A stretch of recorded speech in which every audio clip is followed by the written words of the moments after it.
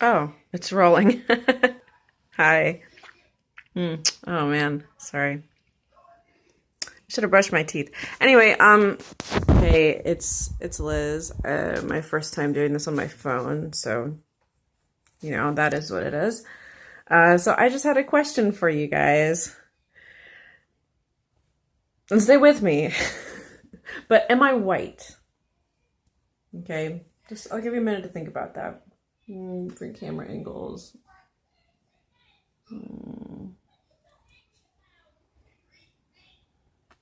Got a little stash growing back.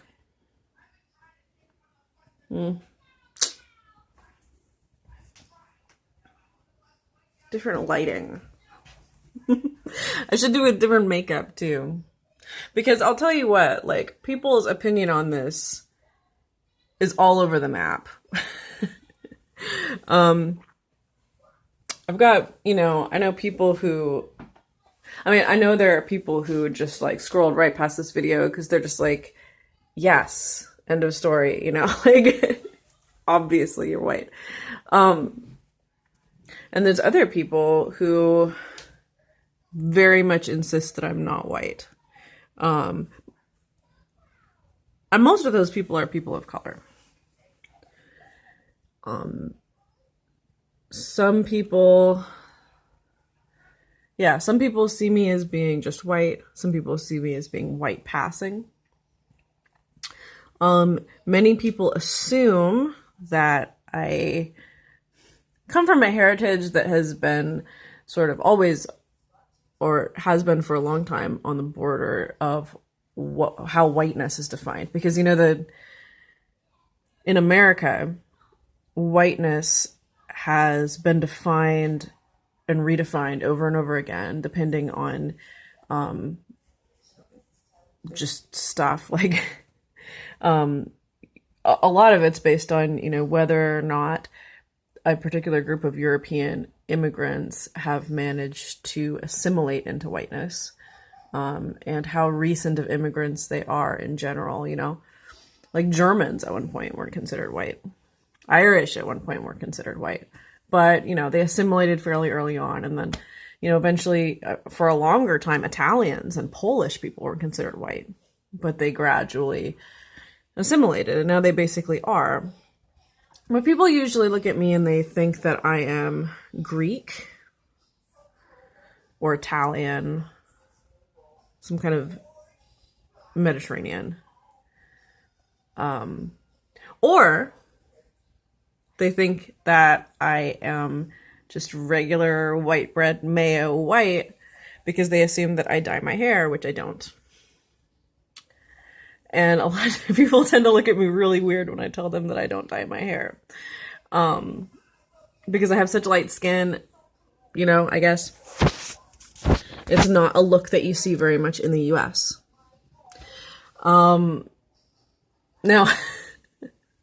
the truth is that I'm a quarter Mexican. And,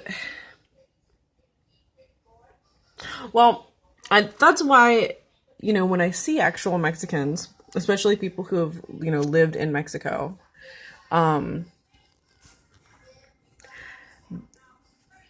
often enough they clock me. Often enough they look at me and they're like, oh, are you Mexican? Like, yeah, kind of, So that's weird. It's weird to me because it's not part of my culture, right? Like I would never consider myself like Latina, for instance.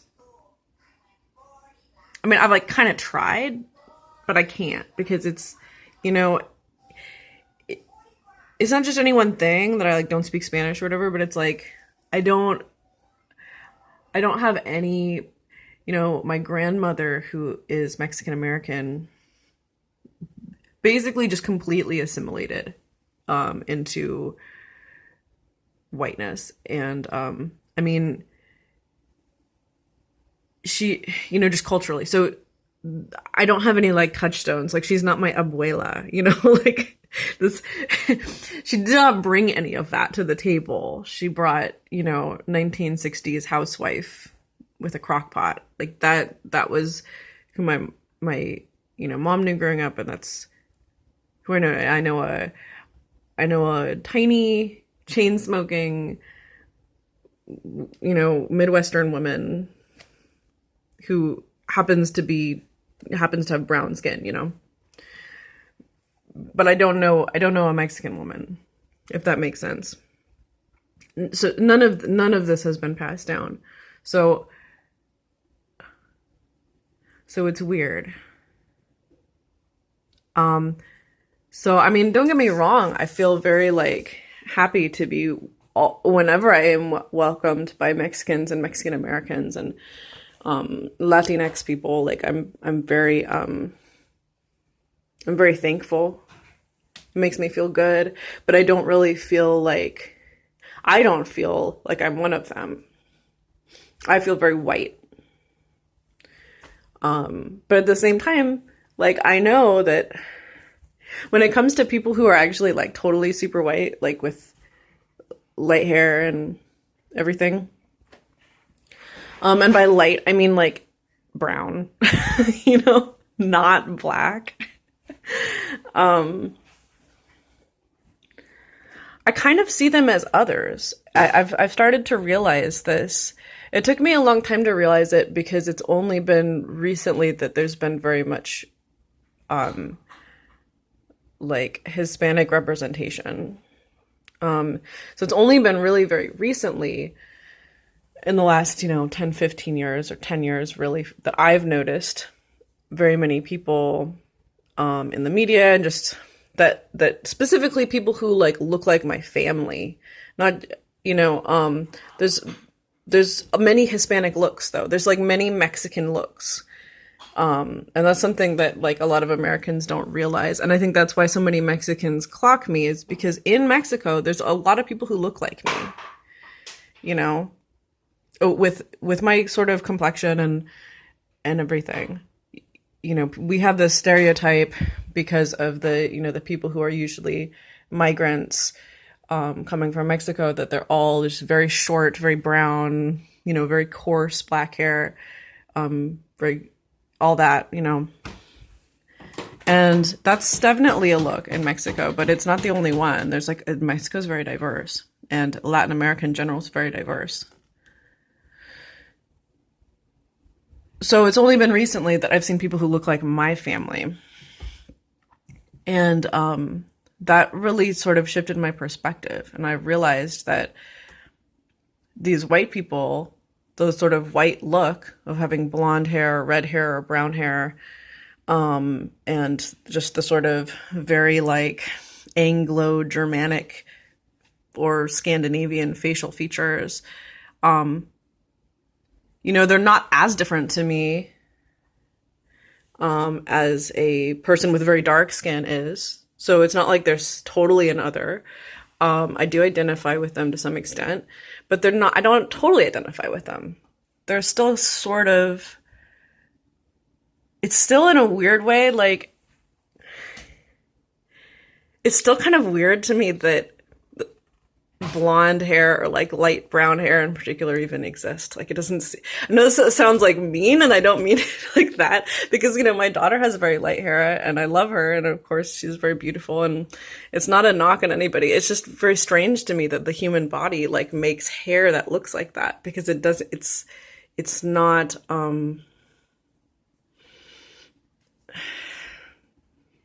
it's not natural to me. It's not natural to my body, and I don't know, it's hard to explain. It's just not, I don't identify with that look. I know this sounds like a very small thing, and it is. It super is. Like, I'm not trying to make some weird case that I'm like super oppressed by being, a very light-skinned, maybe person of color, depending on who you ask. But like, it's not something that is systemically oppressing me in some huge way. Like, I'm super privileged, whatever. It's not me complaining. I'm just trying to share like how weird it is to be at this boundary, because our society tends to have these very sharp boundaries around race. And I remember just growing up thinking, on the one hand, that like it all was very partitioned and very like you've got this kind of person and this kind of person and this kind of person, and really not understanding or like realizing that there existed people beyond that.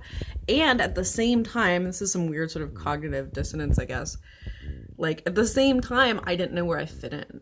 Like I was super confused about it as a kid. I didn't know my family history, you know.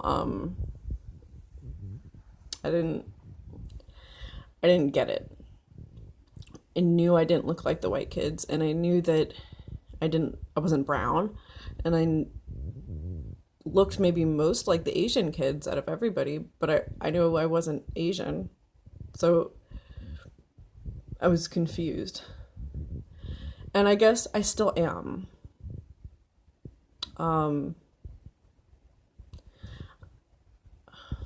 I guess I still am. I don't even know how I identify, except that, you know, when we're talking about like systemic issues, I feel like in those conversations, I basically would say, yeah, I'm white for the purposes of those conversations. No question. I'm happy to own it. But in terms of like the subtleties and like how I really feel, and you know, I don't know. I just don't feel like this is the construct for me, you know? Like I don't really I just really don't feel like I super fit into it. Um yeah. Yeah, it's weird. And it's not just like this kind of weird psychological stuff, you know, certainly like coming from a family background where like people have experienced racism informed my perspective as well. Because I think for a lot of white people, like racism is and will always be something that happens to someone else far away, or not literally far away, but somebody who is an other to you, not your close family. You know, unless you're in a sort of like mixed race family, I guess.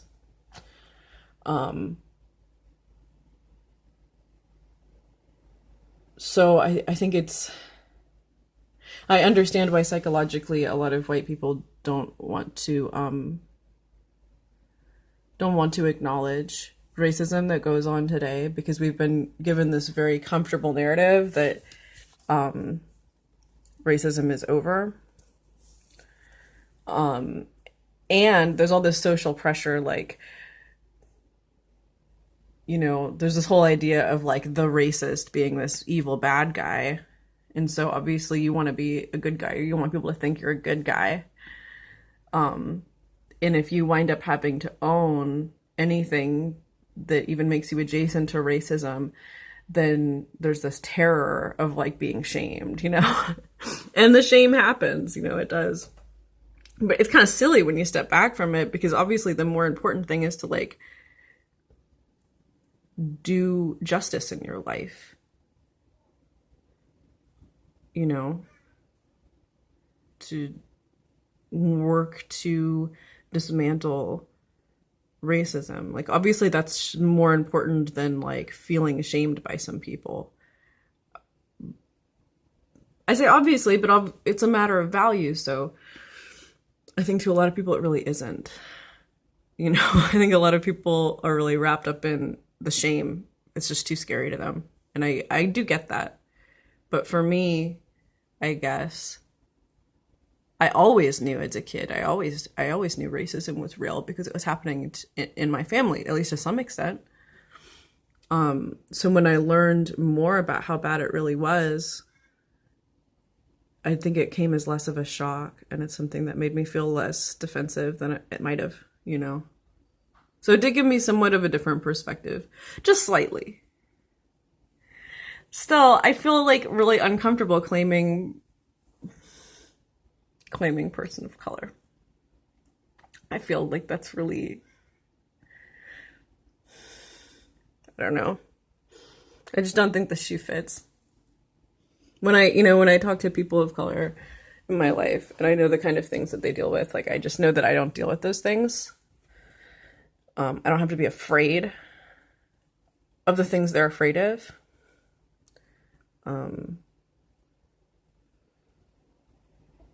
I I don't know. I just don't want to claim a struggle that isn't mine. But anyway, it's just, yeah, whatever. Constructs are weird. It's a satisfying ending. Okay, bye.